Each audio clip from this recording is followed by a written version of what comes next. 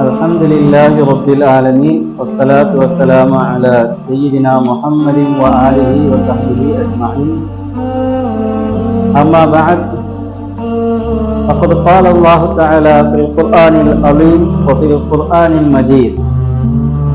A'udhu billahi minash shaitanir rajim. Bismillahir rahmanir rahim.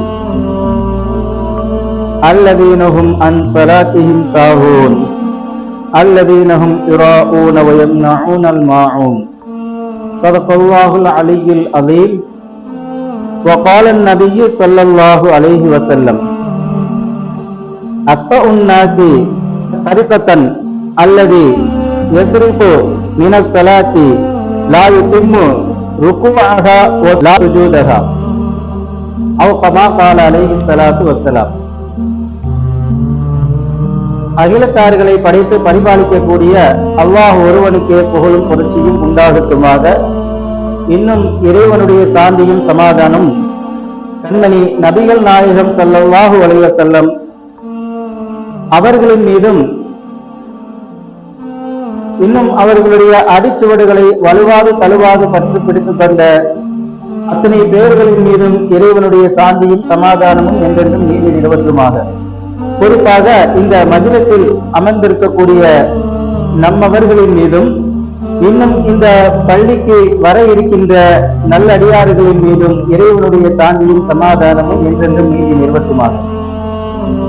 கண்ணியத்திற்குரிய அல்லாஹு தஆலாவுடைய நல்லடியார்களே, அல்லாஹு தஆலா தன்னுடைய திருமறையிலே கூறி காட்டுகின்ற பொழுது தொழுகையை எவ்வாறு தொழுக வேண்டும், மனிதன் இன்று தொழுகையை எப்படி தொழுது கொண்டிருக்கின்றான்.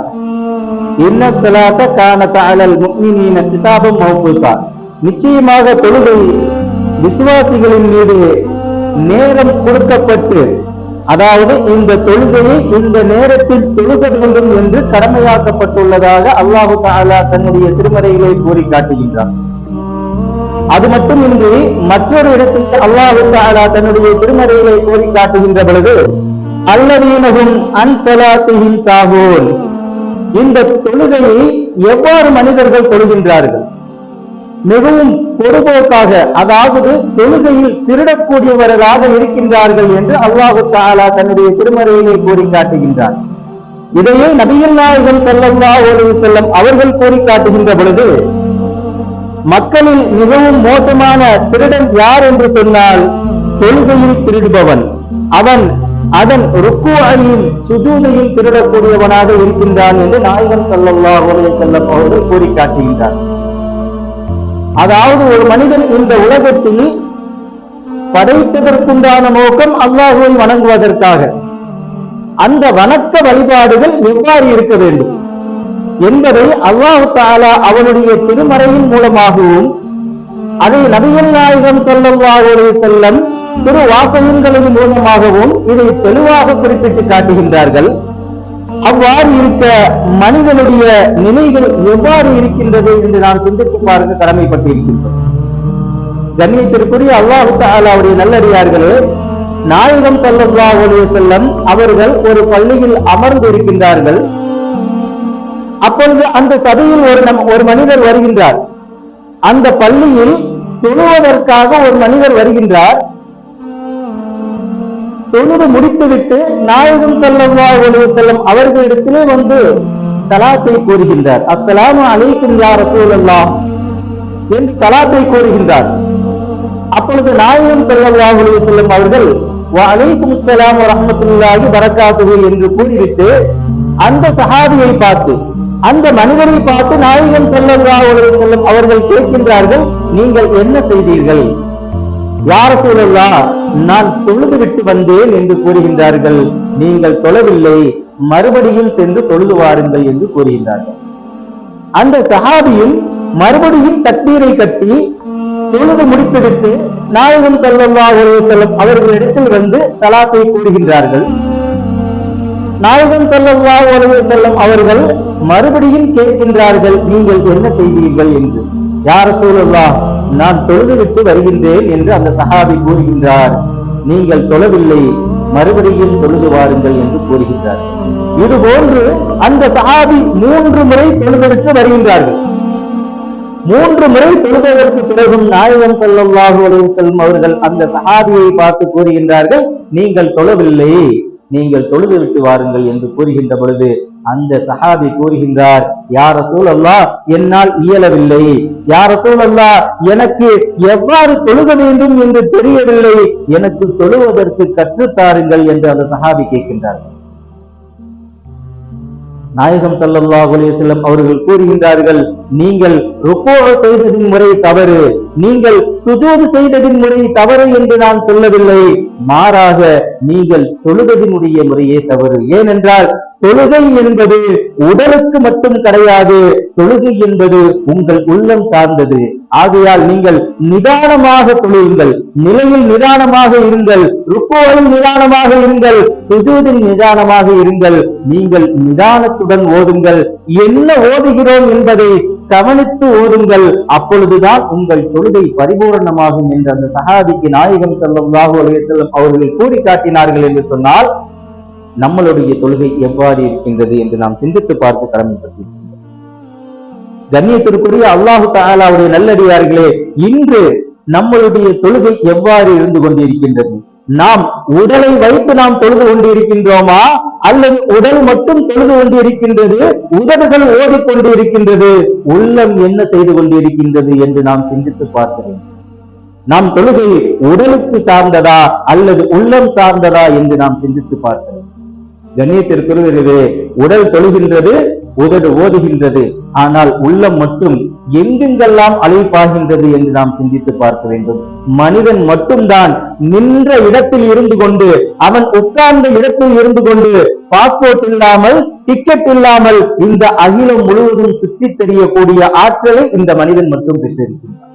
ஏனென்றால் அவன் தொழுகைக்காக தக்பீரை கட்டிவிட்டான் என்று சொன்னால், தன் மகன் வெளிநாட்டில் இருக்கின்றான், தன் பிள்ளைகள் அங்கே இருக்கின்றன, என்னென்ன எண்ணங்கள் மனதுக்குள் வருமோ அத்தனை எண்ணங்களையும் ஷைத்தான் அந்த மனிதனுடைய உள்ளத்திலே போடுகின்றான். ஏனென்றால் அந்த மனிதனுடைய உள்ளத்தை கெடுக்க வேண்டும். அந்த தொழுகையினுடைய வழிபாடுகளை எந்த ஒரு திசையிலாவது கெடுத்து விட வேண்டும் என்பது அந்த ஷைத்தானுடைய உள்ளம். கண்ணியத்திற்குரியவர்களே, நாம் பெருங்கொண்ட ஹஜ்ரத்மார்கள் கூறுகின்றார்கள், நாயகம் ஸல்லல்லாஹு அலைஹி வஸல்லம் அவருடைய ஹதீஸினுடைய அடிப்படையில் பார்க்கின்ற பொழுது, பள்ளிவாசலில் தொழுகைக்காக பாங்கு கூறுகின்ற பொழுது, இந்த பாங்கினுடைய சத்தம் எந்த அளவுக்கு கேட்கின்றதோ, இந்த பாங்கினுடைய சத்தம் எந்த எல்லை வரை கேட்கின்றதோ அந்த எல்லை வரை ஷைத்தான் ஓடிவிடுகின்றான். இந்த பாங்கினுடைய சத்தத்தை கேட்டு அந்த எல்லை வரை அந்த ஷைத்தான் ஒளிந்து விடுகின்றான். பிறகு பாங்கு சொல்லி முடித்ததற்கு பிறகு அந்த எல்லையில் இருந்து மறுபடியும் பள்ளிக்கு திரும்பி வருகின்றான். தொழுகைக்காக இகாமத் சொல்லப்படுகின்றது. அந்த இகாமத்தினுடைய சத்தத்தை கேட்டவுடன் அந்த சத்தம் எந்த அளவுக்கு கேட்கின்றதோ அந்த அளவுக்கு அவன் ஓடிவிடுகின்றான். பிறகு அந்த சத்தம் நின்றதற்கு பிறகு அந்த தொழுகக்கூடிய மக்களை கெடுப்பதற்காக, அந்த தொழுகக்கூடிய மக்களுடைய உள்ளத்திற்குள் சென்று ஊசலாட்டத்தை காட்டுவதற்காக அந்த மனிதன் இடையில் வருகின்றான், அந்த ஷைத்தான் இடையில் வருகின்றான். வந்து பல சிந்தனைகள், பல கவலைகள், பல எண்ணங்கள், நாம் என்னென்ன தொழில்கள் பண்ணுகின்றோமோ அந்த தொழிலினுடைய சிந்தனைகள், நாம் என்னென்ன கவலைகளில் இருக்கின்றோமோ அந்த கவலையினுடைய சிந்தனைகள், இது அத்தனையும் அந்த மனிதனுடைய உள்ளத்திற்குள் போட்டு அந்த மனிதனை தொழுகையில் இருந்து திசையில் எந்த அளவுக்கு அந்த திசையினுடைய மாற்றம் எந்த அளவுக்கு இருக்கின்றது என்று சொன்னால், ஒரு ஹஜ்ரத் அவர்கள் இஷாவினுடைய தொழுகையை தொழுக வைத்துக் கொண்டிருக்கின்றார்கள். அவ்வாறு அவர்கள் தொழுகை வைத்துக் கொண்டிருக்கின்ற பொழுது தொழுகையை முடித்து விடுகின்றார்கள். முடித்ததற்கு பிறகு அங்கு இருக்கக்கூடியவர்களுக்கு மத்தியில் அந்த இமாமுக்கு ஒரு சிறிய சந்தேகம் வருகின்றது.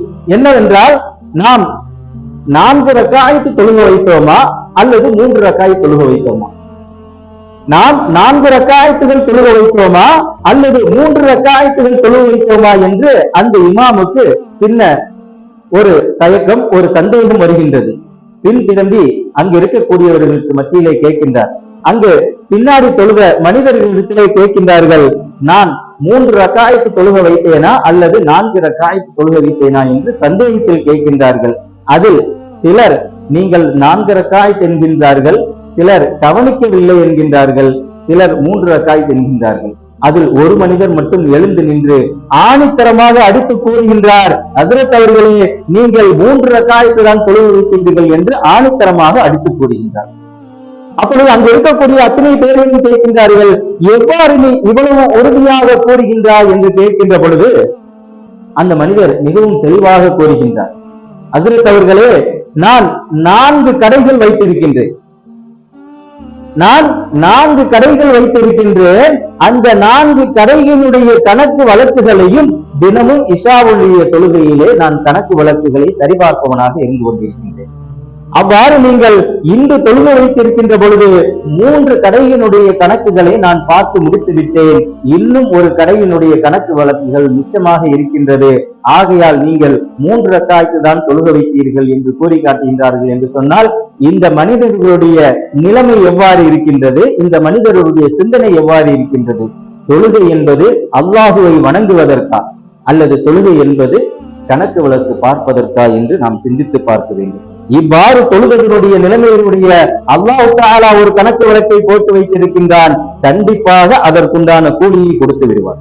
கண்ணியத்திற்குரிய அல்லாஹ் தஆலாவுடைய நல்லடியார்களே, நம்முடைய வணக்க வழிபாடுகள் இவ்வாறு இருக்கின்றது என்று சொன்னால், அன்றைய காலத்தில் சஹாபாக்களுடைய வணக்க வழிபாடு, அன்றைய காலத்தில் கலீஃபாக்களுடைய வணக்க வழிபாடுகள் எவ்வாறு இருந்தது என்று நாம் சிந்தித்து பார்க்க கடமைப்பட்டிருக்கிறோம்.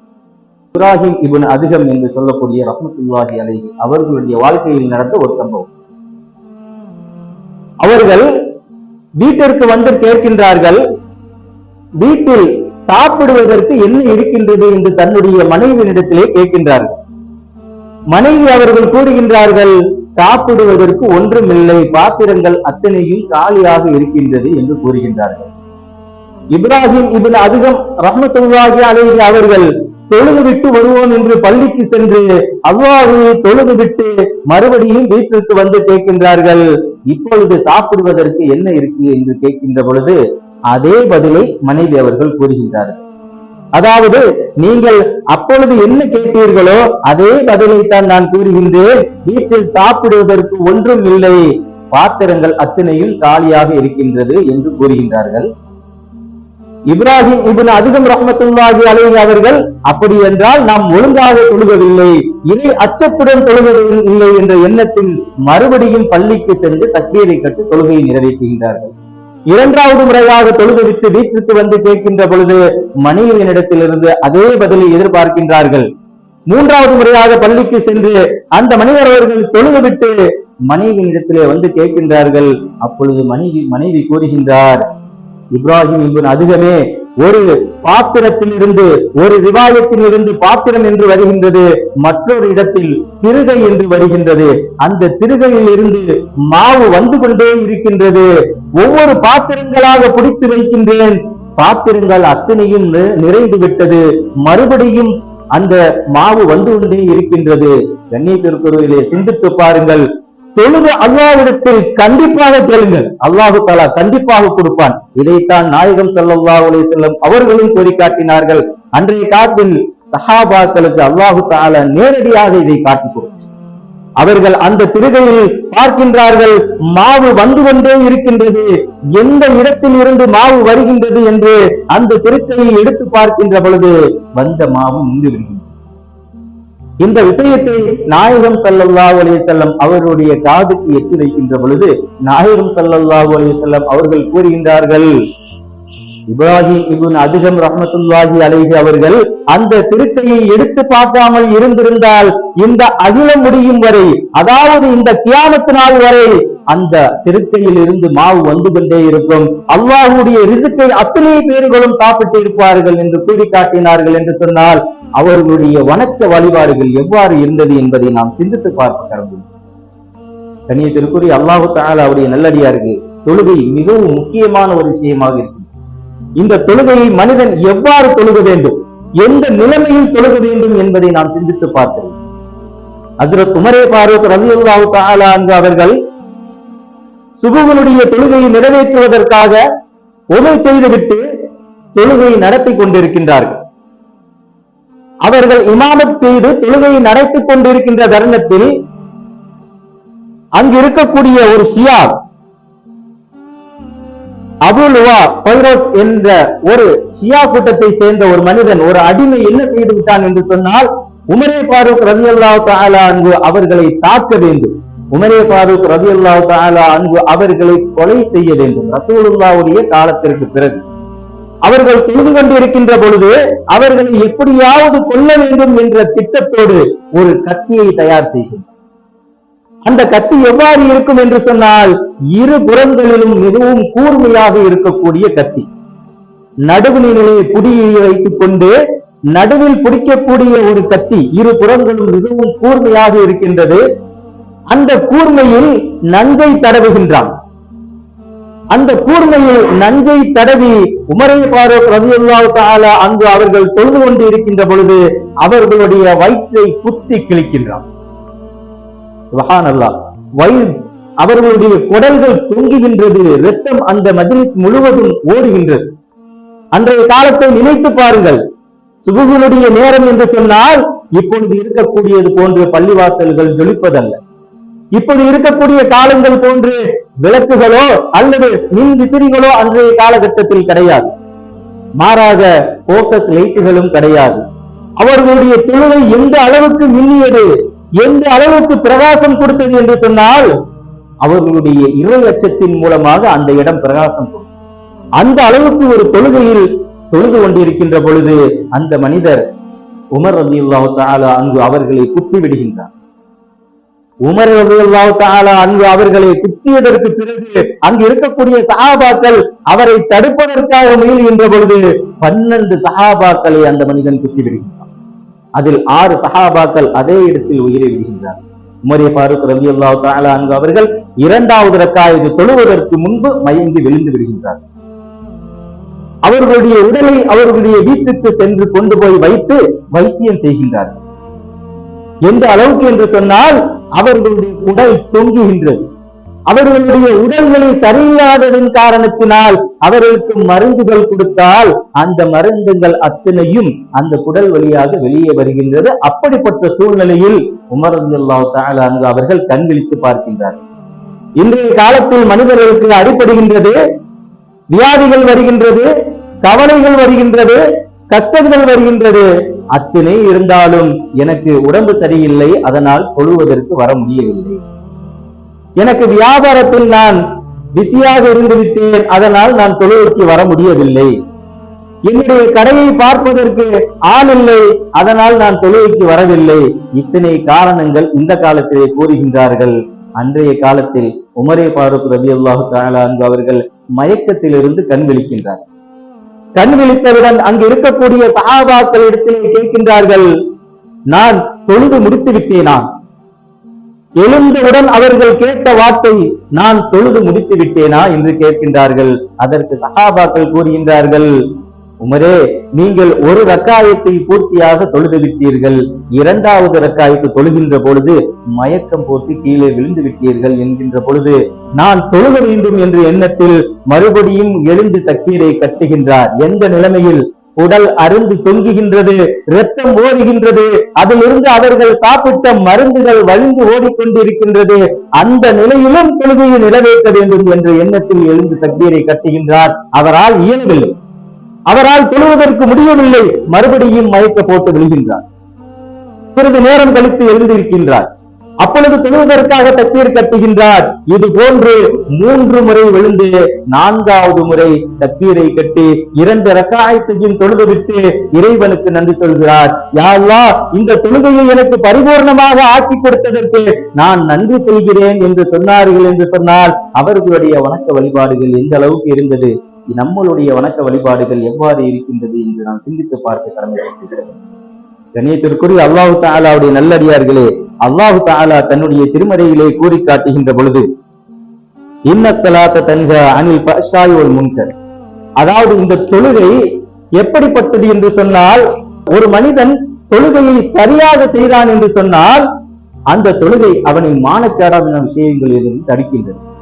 அவனுக்கு வரக்கூடிய சில துன்பங்களில் இருந்து அந்த தொழுகை அவனை காக்கின்றது என்று அல்லாஹ் தஆலா தன்னுடைய திருமறையிலே கூறி காட்டுகின்றான். என்று சொன்னால் இந்த தொழுகை எந்த அளவுக்கு உயர்ந்தது, நாம் எந்த அளவுக்கு இறைவனை வழிபட வேண்டும் என்று நாம் சிந்தித்து பார்க்க கடமைப்பட்டிருக்கின்றோம். கண்ணியத்திற்குரிய அல்லாஹ் தஆலாவுடைய நல்லடியார்களே, அல்லாஹ் தஆலா இந்த அகிலத்தில் அனைத்து ஜீவராசிகளையும் படைத்திருக்கின்றான். அதுபோன்று இந்த மனிதனையும் படைத்திருக்கின்றார்.